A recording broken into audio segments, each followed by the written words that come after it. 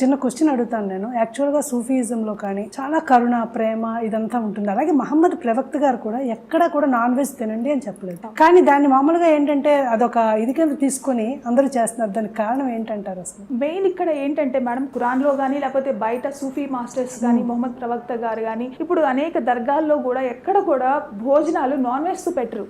Complete గా vegetarian గానే ఉంటుంది.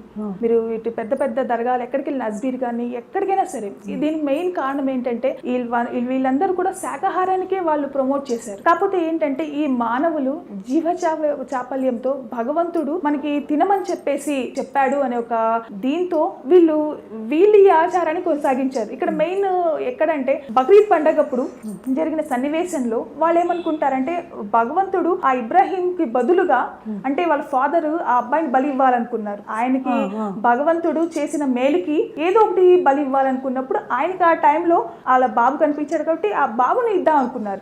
భగవంతుడు ఆ ప్లేస్ లో బాబుని తీసేసి గొర్రెని వేశారు. ఇక అప్పటి నుంచి కూడా భగవంతుడు గొర్రెని ఇచ్చాడు అంటే మనం చేయొచ్చు మన కోసమే కదా, లేకపోతే ఎందుకు ఇస్తాడు దేవుడు? దాన్ని వీళ్ళు కంటిన్యూ చేశారు. కానీ ఖురాన్లో కానీ ఇక ప్రవక్త గారి లైఫ్ స్టోరీ మీరు చూసినట్టయితే ఎక్కడ కూడా ఆయన తిన్నట్టు ఎక్కడా లేదు.